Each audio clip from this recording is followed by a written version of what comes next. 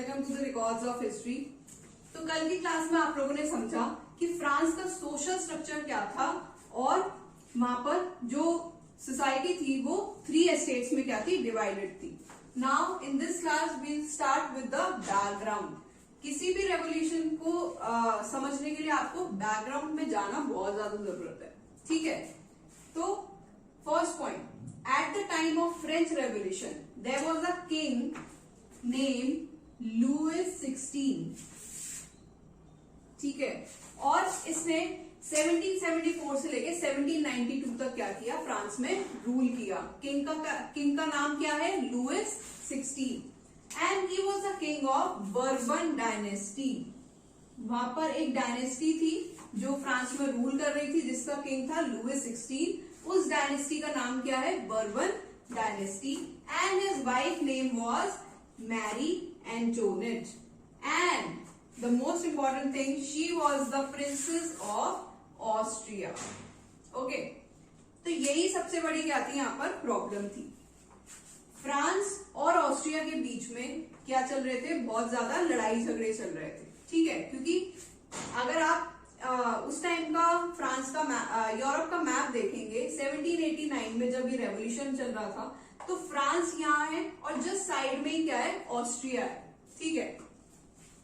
तो दोनों ही देशों में क्या चलते थे, थोड़े बहुत लड़ाई झगड़े चलते रहते थे। तो इसी वजह से जो यहाँ के लोग थे फ्रांस के, वो इस मैरी एंटोनेट को क्या देखते थे, शक की नजरों से देखा करते थे। ओके, तो ये क्या है, बहुत एक नेचुरल सी चीज है कि इन लोगों को क्या लगता था, यहाँ जो आम जनता थी उनको क्या लगता था कि ये यहाँ के सारे रहस्य जो है वो कहाँ जाके बता देती है, ऑस्ट्रिया में जाकर बता देती है। अब आप यहाँ पर अपने देश से देख लो, एक औरत है जिसने यहाँ के प्रधानमंत्री से शादी की और वो जो प्रधानमंत्री था वो एक्सपायर हो गया, ठीक है। और उसने अपना पूरा जीवन इस देश के लिए दिया, लेकिन आज भी उस औरत को उसी नजर से देखा जाता है कि नहीं ये तो बाहर की है, ये तो अपने ही देश के लिए क्या है, सोचेगी, ठीक है। तो वही चीज जो है आप यहाँ पर कनेक्ट कर सकते हो कि यहाँ के जो लोग हैं वो ऑस्ट्रिया की प्रिंसेस को क्या है, इसी नजर से देखा करते थे कि ये हमारे हित के लिए कभी सोच ही नहीं सकती। और ये क्या था, एक बहुत बड़ा यहाँ पर भी रीजन रहा इस वॉर के लिए, इस रेवोल्यूशन के लिए। तो अब बैकग्राउंड में और क्या चल रहा था वो देख लेते हैं। लॉस ऑफ ट्रेजरी, राजकोष जो था फ्रांस का वो क्या हो रहा था, खाली होता जा रहा था। ऐसा क्यों हो रहा था, जैसा मैंने आपको बताया कि फ्रांस और ऑस्ट्रिया क्या है, साथ साथ में ही लगे हुए देश हैं, ठीक है। तो फ्रांस और ऑस्ट्रिया के जो कनेक्शंस थे वो ठीक नहीं चल रहे थे, तो उन्हीं के बीच में और भी बाकी देश क्या हो गए, कूद गए। और वहीं से 7 ईयर वॉर्स क्या हुआ, स्टार्ट हुआ। 7 साल तक एक युद्ध चला, कब से कब तक, 1756 टू 63, ठीक है। अब आप खुद सोच कर देखिए कि अगर कोई देश 7 साल तक युद्ध में इन्वॉल्व है तो राजकोष तो खाली होगा ना। अगर आप युद्ध में इन्वॉल्व हो तो आपको पैसा तो चाहिए, ठीक है। तो आपको यहाँ पर पैसा भी चाहिए, तो ये चीज यहाँ पर चल रही थी, ठीक है। अब क्या हो रहा था, क्या आपको यहाँ पर लगता है कि जब आपका खुद का ही राजकोष खाली हो रहा है, आपके पास अपने लिए ही कुछ नहीं है, आपकी कंट्री की हालत खराब है, आपका देश की हालत खराब है, उसके बाद भी क्या आप और किसी देश को हेल्प करोगे, बिल्कुल भी नहीं करोगे। यहाँ अब क्या हुआ कि फ्रांस की ब्रिटेन के साथ बिल्कुल बनती नहीं थी और ब्रिटेन ने यूएसए में एक प्रॉब्लम क्रिएट कर रखी थी, ठीक है। और यूएसए में उस टाइम क्या चल रही थी, क्रांति चल रही थी। अब क्या हुआ, फ्रांस ने ब्रिटेन के अगेंस्ट में क्या कर दी, यूएसए को हेल्प कर दी। ब्रिटेन, फ्रांस और यहां था यूएसए में चल रहा था रिवोल्ट, ठीक है। यूएसए में क्या चल रहा है, रिवोल्ट चल रहा है। अब फ्रांस ने क्या कर दी, यूएसए को हेल्प कर दी अगेंस्ट द ब्रिटिश, ठीक है। अब आप सोच के देखिए कि आपका खुद का राजकोष क्या है, बिल्कुल ही खाली हो रहा है, आपके पास पैसा ही नहीं है, तो क्या आप ये सोचोगे कि आपको दुनिया का भला करना है, आप दुनिया दुनिया का भला तो तब करोगे जब आपके पास अपने लिए सर्वाइवल के लिए चीजें हो, ठीक है। लेकिन यहाँ क्या हो रहा था, यहाँ चल रही थी वर्ल्ड पॉलिटिक्स कि हम तो डूबेंगे, तुम्हें भी साथ में लेके डूबेंगे, यही वर्ल्ड पॉलिटिक्स है, ठीक है। तो इस वजह से फ्रांस ने क्या किया, यूएसए को हेल्प किया और राज को धीरे धीरे करके बिल्कुल खाली होता गया। इसके अलावा सेकेंड और एक क्या चीज थी, वर्साई। वर्साई क्या था, जहां पर किंग और क्वीन रहा करते थे। ये एक रॉयल पैलेस था जिसके क्या थे, अपने खुद के बहुत ज्यादा रॉयल एक्सपेंडिचर्स थे। जैसा मैं आपको शुरू में बताया था कि किंग और क्वीन क्या है, बहुत ही एक लेविश रिच लाइफ जीते थे। तो अब आपने एक सेंट्रल वेस्टा बना रखा है, तो अब उसमें आपका क्या होगा, ऑब्वियस है कि रॉयल एक्सपेंडिचर जाएगा ही जाएगा। तो यहां से भी क्या हो रहा था कि बहुत ज्यादा खर्चे हो रहे थे और इस वजह से भी लॉस ऑफ ट्रेजरी हो रहा था।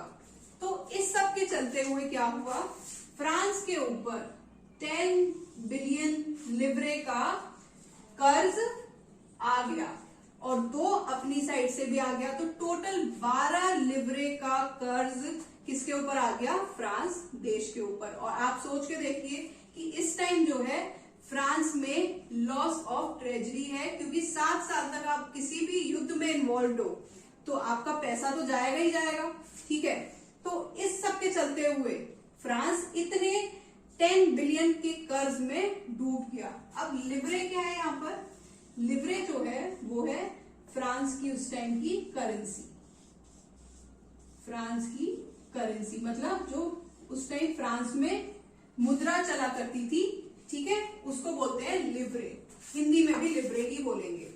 पर इस करेंसी को 1794 तक आते आते क्या कर दिया गया था, खत्म कर दिया गया था।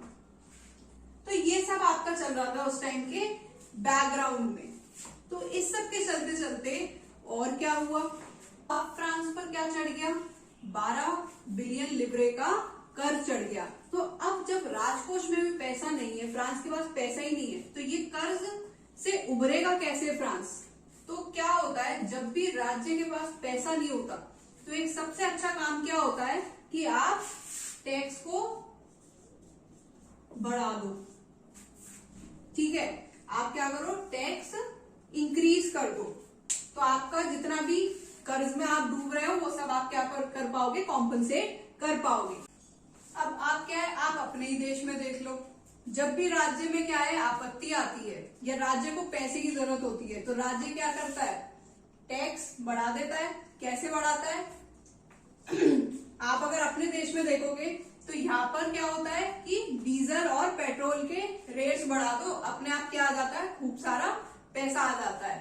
तो फ्रांस के राजा ने भी क्या सोचा कि अब मैं क्या करता हूँ, टैक्स बढ़ा देता हूँ। लेकिन ये उसका एक क्या था, बहुत ही गलत स्टेप था towards the third estate people. लेकिन यहाँ पर क्या प्रॉब्लम थी, यहाँ पर जो थर्ड एस्टेट था, जो बैकग्राउंड में हमने थर्ड एस्टेट के बारे में पढ़ा है, वो ऑलरेडी क्या था, बर्डन ऑफ टैक्सेस से जूझ रहा था, ठीक है। उसके ऊपर तो पहले से ही बहुत ज्यादा बर्डन था टैक्सेस का। अब आप बात करोगे कि अब हम क्या करना चाहते हैं, टैक्स बढ़ाना चाहते हैं, तो वेरी ऑब्वियस कि वो थर्ड एस्टेट जो है अब तो भड़केगा।